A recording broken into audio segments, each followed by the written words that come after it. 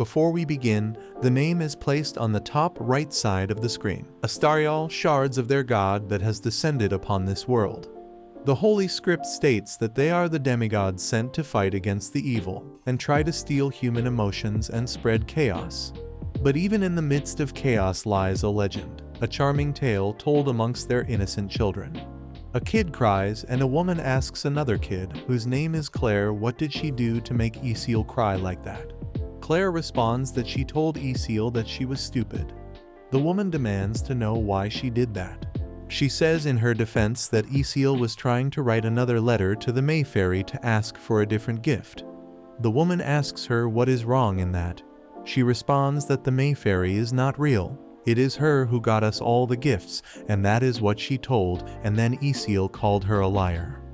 The woman remains quiet while Claire goes on that she even showed her the letters in her drawer, but she still got upset. Isil runs to the woman and hugs her tightly and calls her mommy. She's teary-eyed as she asks her mom if that is indeed the case, and that May Fairy is a lie. Her mom sighs as she questions how can her twins be as different as night and day.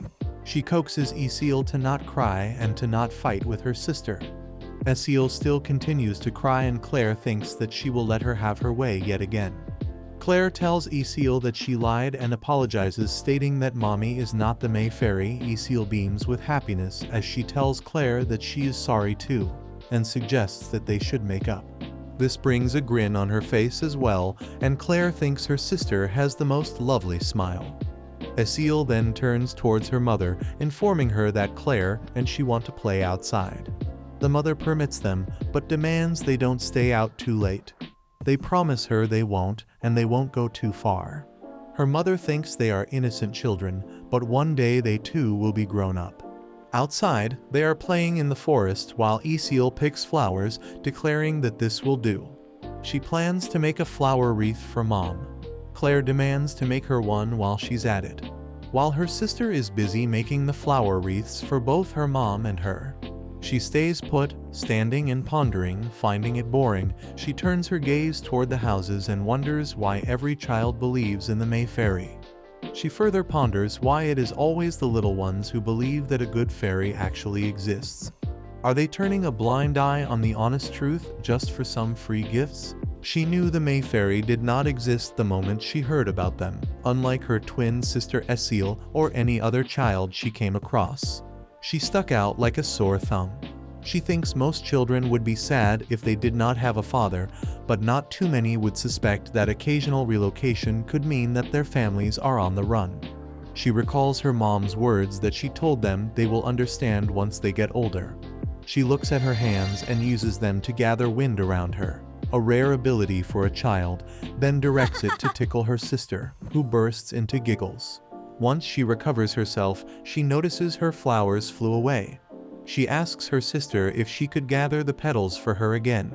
She uses the wind to collect all the flowers needed to make the wreaths. Isil exclaims she is amazing, and it is so pretty. She then expresses her gratitude to her sister for gathering the flowers for her.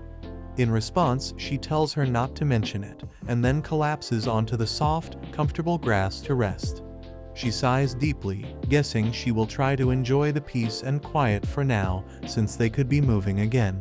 She cannot help but question why she is so different from the others. She wishes someone would tell her.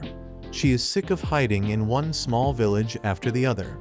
She is tired of it as it is boring and strange.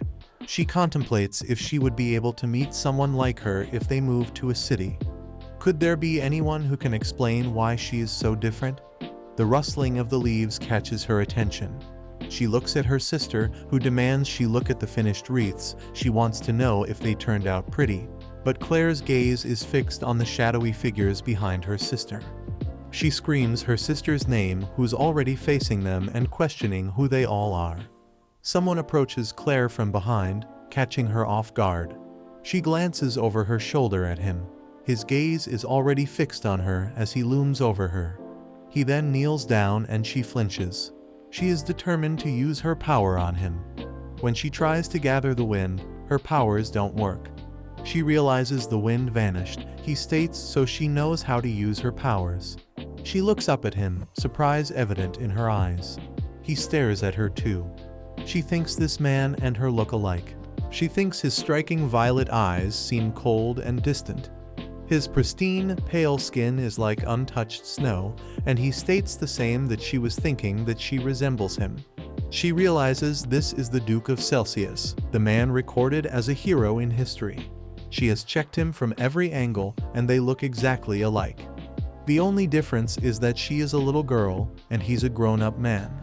Surely their physical frames are visibly different, however they still look the same. Her gaze then falls on her sister, and she snaps out of her thoughts, realizing she does not have time to ponder on things like this. She grabs Esil's hand suddenly, and uses the wind power again while warning the man not to come closer. The man stands, his tall build hovering over them.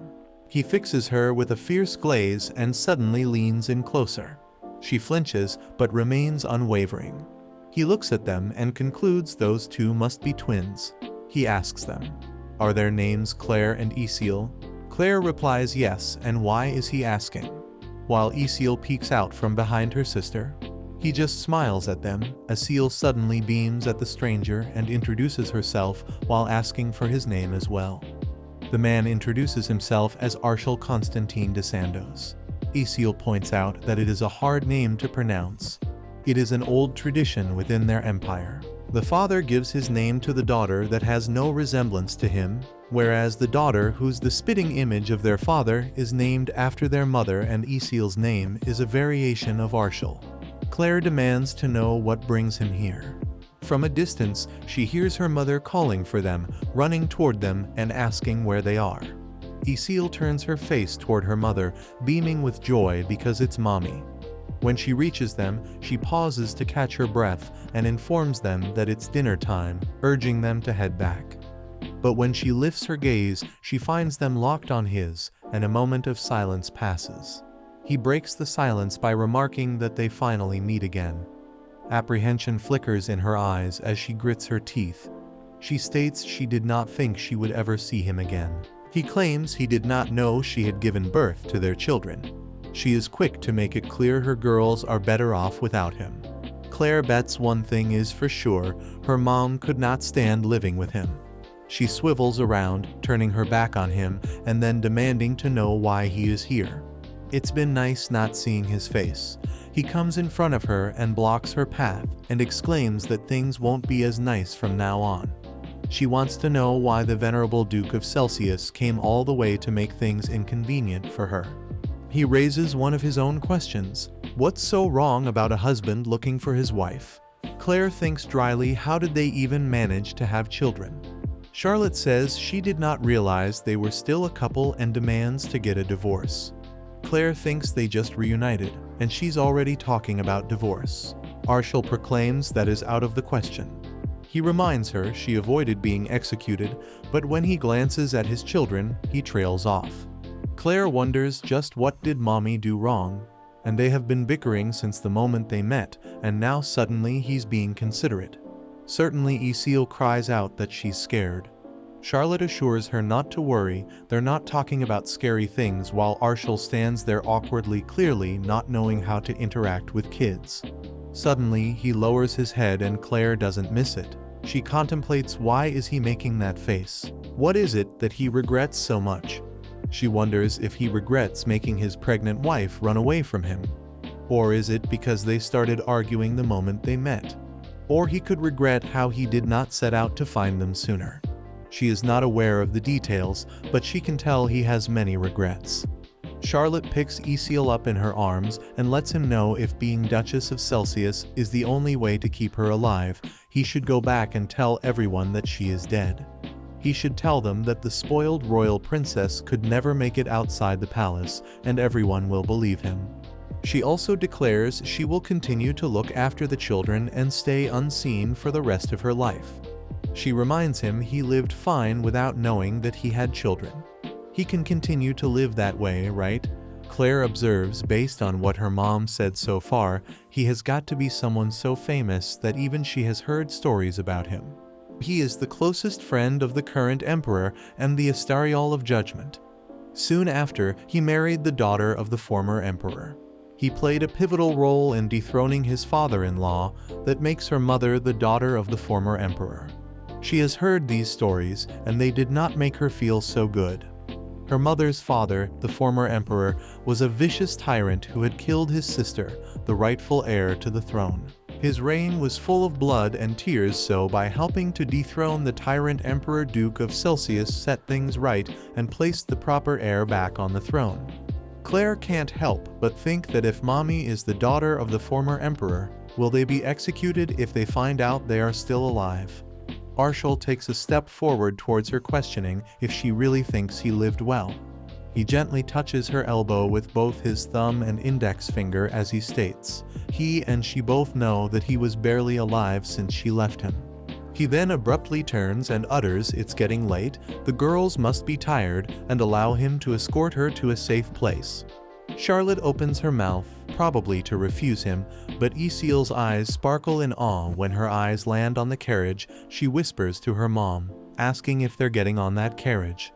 Her mom replies, well, she guesses they have no other choice. She claims she is so excited while Claire's face is contorted with worry as she wonders, is she being punished for complaining how boring her life was? And things are unfolding way too fast. Isil holds Claire's hands with both of hers, demanding that they should go for a ride in that beautiful carriage. Her whole face is brightened while Claire thinks if she even has a clue where it will take them. She insists that they should go. Charlotte sighs as she rubs her temple, thinking who she takes after. Suddenly, Arshil leans in closer, taking hold of her hand. He claims it is not him that she takes after. Claire thinks Mommy has a habit of rubbing her temple when she is stressed, whenever she sees her bringing her thumb over her ear. She recognizes that as a cue that they will be leaving soon. Now that she sees how this man takes her hand away from her face, as if he's aware of her habits, for a minute she could see why she chose to marry him. When the knight opens the carriage door for the girls, Isil peers inside with excitement and murmurs, "It's so pretty in here too." However, it is too high for her to step in. Her father extends her hand towards her and asks for her permission. Both girls look at each other, but suddenly he lifts Isil up and places her on the seat. Isil thanks him while Claire fidgets with her fingers, contemplating whether she should tell him she can climb on her own. He lifts her up before she can express her refusal, placing her next to her sister, who beams with joy and tells Claire the cushions are so fluffy. He then taps her dress, pointing out she got some dirt on her clothes. He then tells her he will be right back with her mother. Her gaze falls on the ring on his finger. She realizes that it looks like a wedding ring. She thinks about how he ended up marrying her mother. How much time did he lose searching for his runaway wife? And what could possibly cross his mind every time he looked down at his wedding band? She cannot understand any of this, but she believes he is the last person on earth that could have a peaceful relationship with her mother. She hopes her mother will notice that he's still wearing his wedding band.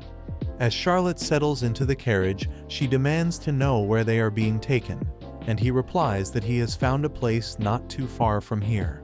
He then turns away to order the driver to proceed, but before he can do so, Isil beams at him, holding a flower in her hand, which she extends toward him, saying it's for him. When he asks why she is giving it to him, she replies that she wants to thank him for giving them a ride in his carriage.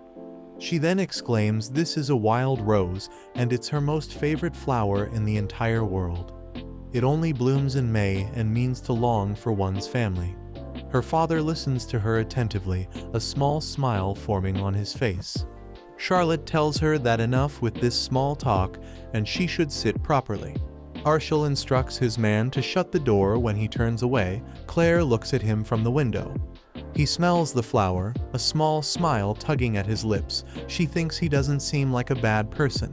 Then why does Mommy think they're better off not knowing him? Isil snaps her out of her thoughts when she repeats, "These seats are so comfy she could ride in this all day." "How about her?" she asks. Her mother scolds her once again to sit tight. She doesn't want her to get hurt. Claire thinks it seems Mom's familiar with such a lavish life.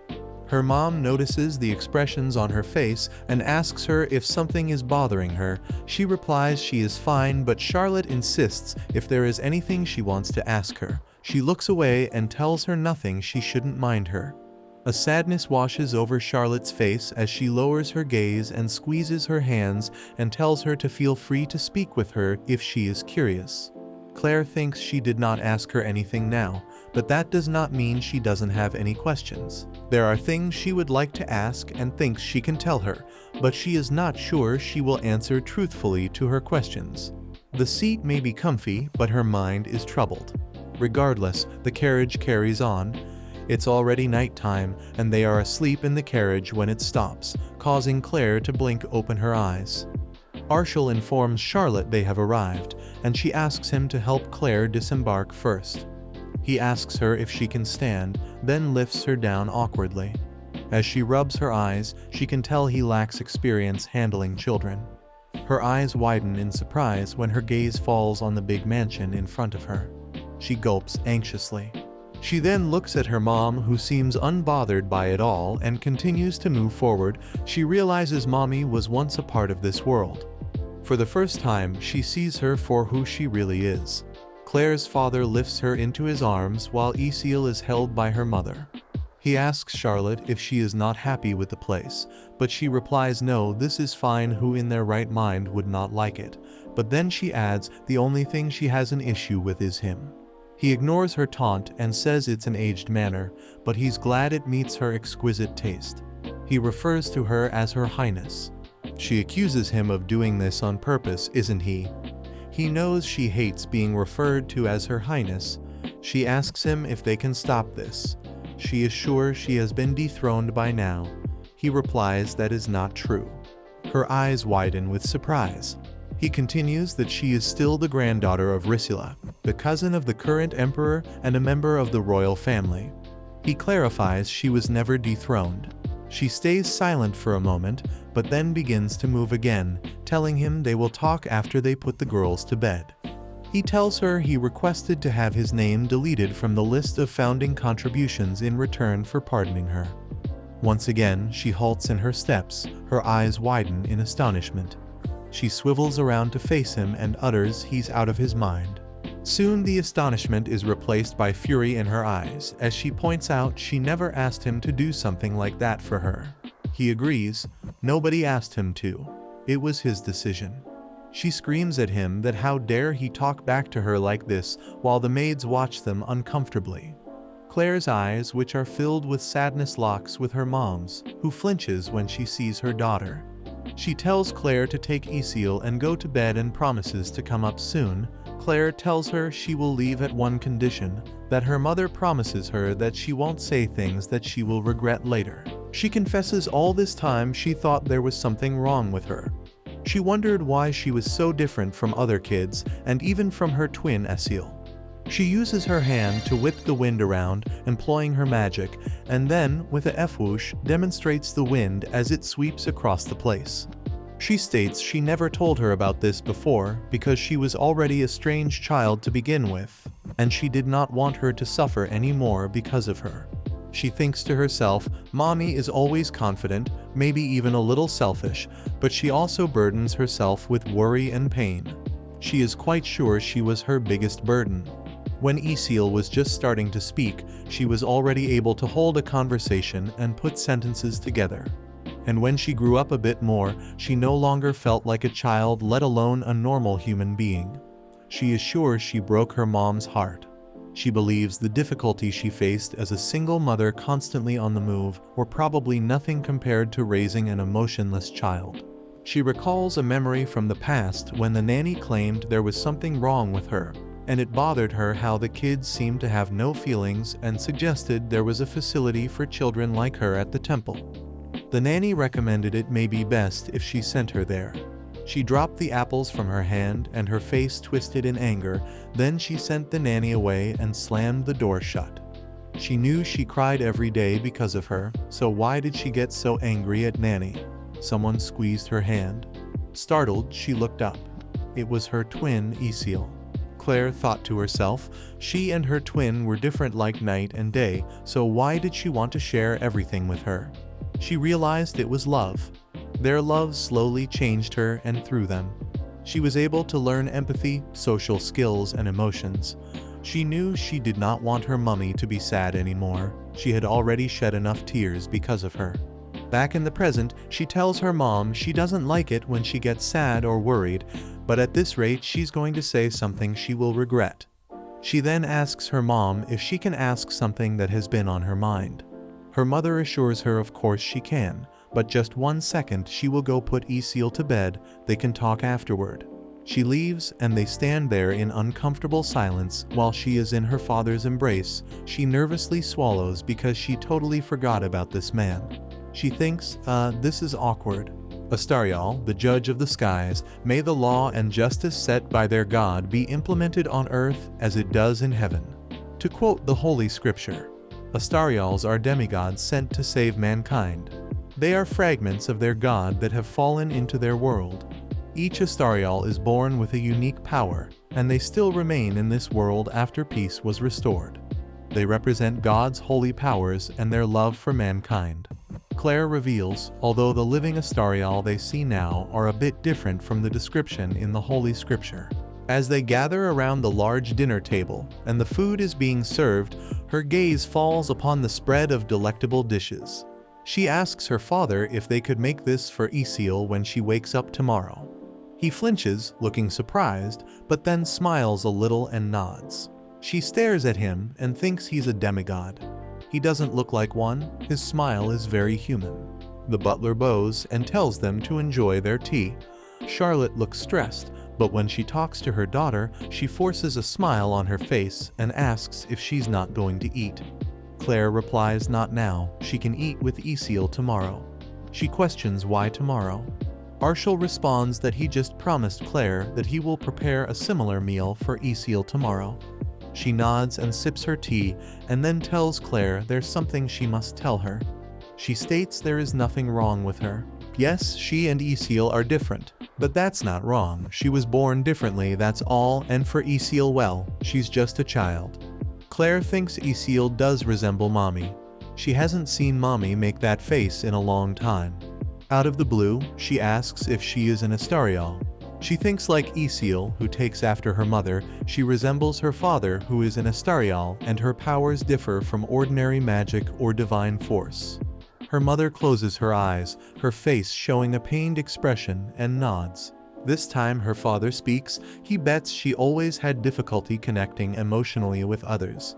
With the snap of his finger, all the food disappears from the table. With another snap, all the food appears back, he states, and most of all, she probably had special abilities. She thinks this is getting a bit surreal. She takes a bite of the food, and it tastes the same. Suddenly his voice becomes serious as he instructs her that she must keep her distance from the Emperor and the royal palace. He tells her she cannot use her powers on humans without good reason.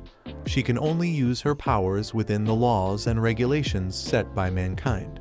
Charlotte snaps that she knew he would not make a good father. Is that the first thing he wanted to teach his daughter? Claire reveals the real Astariels that they do not read about in the Holy Scripture. They have to adhere to human laws and regulations, but they receive formal titles and amass wealth for generations. So what are a few laws and regulations? She places her spoon on the table and questions, is that all there is for her to know? Arshel claims Astariels are quite different from its description in Holy Scripture. However, there is one fact she will need to bear in mind. Her mother lowers her head, grief twists her features. Claire realizes Mommy doesn't look too happy about what is coming next. She wonders if there are hardships Astariels go through that are not mentioned in the Holy Scripture. She has no idea. Arshel confronts Charlotte that she knew there was a possibility that their daughter is an Astariel, so why did she not tell her about Tara? She remains silent. Claire asks what exactly is a Tara. Her mother replies the Tara she read about in the Holy Scripture was a devil who seduced the first Astariel and took them down the road to ruin. They are the first of their kind to humanize an Astariel. Astariel was the name of their very first demigod. Tara means that they were derived from an Astariel. The scripture states that Tara was the devil created to seduce Astariel. When Tara did successfully seduce Astariel was stripped of all their powers but one, and was confined within the mortal body. Since then, Astariel was never to set foot in heaven again. She asks her mom, so what is her take on all of this? A crimson flush spreads across her mother's cheeks. She wonders why is her mommy acting so strangely. Arshel calls Charlotte and suggests why she doesn't tell her herself. After all, she is a Tara herself. All Claire can say is wow. Her mom's whole face becomes red at this point. She looks at her mom, who dropped her face in her hands, and she thinks she did not mean to tease her. She realizes her mommy is not ready to talk just yet. She then glances at her father, who's looking at her mother with a little smirk on his face. Then his gaze falls on her, and he smiles a little. She realizes, so that is what a Tara does to an Astariel. Astariels rarely communicate nor empathize with others, but Taras awaken their emotions, shaking them from the core, to the point where an Astariel feels love towards the daughter he just met. She swallows nervously, looking at her mother, and thinking that's what a Tara does to an Astariel. She shivers as she contemplates if that's what love does to an Astariel. Then Tara is a catastrophe. A terrible storm that devastates the flawless creation. She wonders if that is even possible. Will that happen to her? Arshel claims the Holy Scripture isn't very favorable towards the Taras. After all, Taras are mere human beings that they, Astariels, end up falling in love with. He states that while looking at the love of his life, Charlotte looks away from him and squeezes her daughter's hand. She asks her mother, does she have a Tara too? And how would she meet hers? Before her mother can say anything, her father replies, she may find her Tara, or she may not. There are many fish in the sea. He adds it's difficult for an Astariel to say that their Tara is not out there somewhere, but that day they meet them they will know. Tilting his head slightly towards her mother, he says they will realize that their entire world is standing in front of them. He fixes her with a knowing look while she glares at him. Claire realizes she is looking at him like she is itching for a fight. She then turns away looking at her daughter. She assures her it doesn't matter whether she finds her Tara or not. She's a clever girl. She can take care of herself. She squeezes her hands, assuring her she knows she will be fine just on her own. Claire thinks mommy was pregnant when she ran away from the Duke of Celsuis, so let's say she ends up meeting her Tara. She will be head over heels in love, but what about them? She will be infatuated with a stranger that she never knew, but what if they want nothing to do with her? Will she be able to bear the pain of her Tara getting away? She asks her father just how can he be so nonchalant about all of this. His father, looking all chilled, smiles at his daughter and replies that having them with you and enduring their hate is much easier than living without them. He's quick to add, of course they find themselves in a bit of possessive haze. She thinks, a bit? He seems totally obsessed. Her face twists in worry when a thought that she may end up like him in the future occurs in her mind. Charlotte stands up abruptly, scolding him that how can he say such a thing to a child, and he should watch what he says. He agrees it's a good point, but reminds her however she needs to practice what she preaches. She doesn't have the answer for that. She sits back in her chair and grabs her daughter's shoulders and instructs her to forget everything she just heard and her Tara will love her back. She compliments her daughter that she is beautiful and clever and who in their right mind would resist her. Arshel clips, surprisingly, there are people that like that. She shakes in anger and closes her eyes to recover her composure. Claire can definitely see why mommy ran away. She whips her daughter in her lap and mouths to apologize to her at once. He apologizes, but Charlotte looks nowhere convinced. When Charlotte and Claire reach their room, he tells them to have a pleasant night. He turns away to leave, but freezes in his steps when Charlotte tells him to wait. He swivels to face her. She fixes his collar, leaving both him and Claire stunned. She then tells him she's only going to say this once, so he should listen carefully. She does not hate him. His eyes grow wide, and he mentions he thought she hated him back then. She is honest and tells him she did not like him, nor did she like the people around her. She detested the church too, but what she hated most of all was him coming to see her without fail. even though they argued every time they met, but after running away, she had a chance to reflect while raising the children. She clarifies what she hated wasn't him exactly, but the version of him who scurried around trying to save her life. He does not understand. She explains no one believed that she was a Tara, but when he, because of her, because of a mere woman who fought him every inch of the way. Him, the almighty Astariel, were begging on his knees. She hated the world that was pointing fingers at him, but still she could not acknowledge that she was a Tara. That's why she acted that way. She further continues that if he did not give up on her after their nasty arguments, then maybe she could bring herself to believe she was his Tara. She apologizes because she did not apologize the moment they met. She knows now that she is his Tara. She again apologizes for being in denial for so long. She reveals she feared that he would leave her, so she left him first. She pulls him and whispers in his ear that she promised herself that she would tell him this if they were me to admit again. She does not hate him, in fact, she loved him. She gently pats him on the chest and after giving him one last look, turns away. When Claire looks at her mom, she looks relieved. Then she looks over her shoulder at her dad, who still looks dazed like a believer who has received a prophecy from God. The next morning, Isiel blinks open her eyes. She realizes the bed is really fluffy and her nightgown is so smooth. By the time she's looking around the room, her mouth is wide open. She tugs on the blanket, causing Claire to awaken and asks what is it. She mumbles from under the blanket if the man they met yesterday is an angel in disguise, and did they die and come to heaven. She peeks through the blanket and recalls that he just looked like Claire, so she thought the Mayfairy sent their father early. Claire remembers Isiel had asked the Mayfairly for their dad. It's only natural for her to assume that he's their daddy, since she just looks like him. However, she wonders if she really believes that he was sent by the Mayfairy. She whispers, asking if she thinks their dad is an angel. She says maybe he lost his memory after becoming an angel, but he remembered them yesterday and brought them to heaven with him. Claire thinks her theory is long-winded but lacks logic. She then informs her sister that their mother is still asleep, so they should remain quiet. Upon realizing her own loudness, she covers her mouth with both hands. There is a knock on the door, followed by the three maids entering. They inform them they are here to help them get ready. They refer to them as ladies and Isiel is impressed by them. Claire thinks now there's no way she can convince her that they are not in heaven.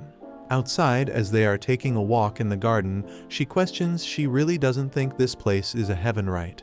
Isiel replies of course she does, and she loves it here. She reminds the Isiel that they have to die to go to heaven. Does she think they are dead? They are still alive and breathing. She checks her hands and tells her she's right. She does feel alive. Claire thinks well, that is because she is alive. Her head throbs as she explains if they are alive, this wouldn't be heaven, would it? Isiel looks at the mansion, then turns her face to look at the maids and says she sees this must not be heaven. Claire sighs deeply, thinking one down, one more to go. Now if she could just convince her that the Duke isn't an angel. Suddenly, with a speed of wind, she's in front of her and calls the Duke, referring to him as Mr. Grant. Claire groans in frustration and decides she gives up. She wishes him good morning. Well, Claire is grateful that at least she did not call him an angel anyway. She looks at the man behind the Duke and wonders who is that. The man steps forward and wishes both Claire and Isiel a good morning. He introduces himself as Duke Celsius's personal assistant, Baronet Louis Resina. He informs them he has been serving the Duke from a very young age. Claire can see he noticed that Isiel suddenly became shy. He's quick-witted, not to mention handsome. She thinks he must be popular with the ladies. Isiel tugs on Arshel's sleeve and calls him Mr. She asks him if he is a duke. Claire is relieved that thanks to Baronet Resina's introduction, Isiel figured out that their dad isn't an angel. He gives her a nod and then kneels down, fixing her hairpin. He also fixes the sleeve of Claire's dress while Isiel looks at him in surprise. Isiel whispers in Claire's ear that she just looks like the Duke and that his hair is really shiny, reminding her it is the same hair color as hers before mommy dyed it. When Arshel looks expectantly at her, she explains to him that mommy made a magic potion for her hair. The color of her eyes stand out enough, combined with her silver hair, she was getting too much unwanted attention. He replies Charlotte did have a way with magic potions and adds if she had enough magic to create a potion for her while she traveled, she probably did not have to worry about money. Claire nods while Isil looks at her father with wide eyes. She then informs him she has been meaning to ask this since yesterday. He smiles at her and questions, "What is it?" She tells him Claire and she are twins. They celebrated their 9th birthday this past February. She fidgets with her finger nervously as she tries to explain she just wants to ask him if he is their daddy. He nods, she beams with happiness and throws herself into his arms all of a sudden. Claire stands there silently. Her father looks at her and calls her and tells her to come here, but she is very nervous and approaches very slowly. She hesitates a little bit, but then he places his hand on her back encouragingly and pulls her into his embrace too and squeezes her. She thinks this feels weird, but he feels so warm while Isil continues to beam at Claire and encourages her to give them a hug. She listens to her sister and shyly hugs them both while the assistant smiles at them. Claire can't help but think, won't people make fun of their group hug? But how does she explain how they fit so naturally together? Later, while enjoying desserts, Isil murmurs, "This is amazing." Claire tells her to finish her meal, then glances out the window where her parents are sitting inside. Charlotte reminds him. Now it's his turn. He questions what she means. She wants him to tell her and not to act like he has no idea. Claire thinks her sister cannot hear them, but she can. But she will pretend she cannot hear them. Charlotte reminds him he said she was pardoned in return for deleting his name from the list of founding contributors. She wants to know what exactly that means. He responds that it's exactly as he said. There's a list of founding contributors who helped the current emperor regain the throne. When people take action to remove a tyrant and place a new leader. Claire thinks until yesterday this had nothing to do with her, but she knows that it has everything to do with her because when the tyrant was abdicated and mommy's cousin had descended the throne, it changed her mom's life forever.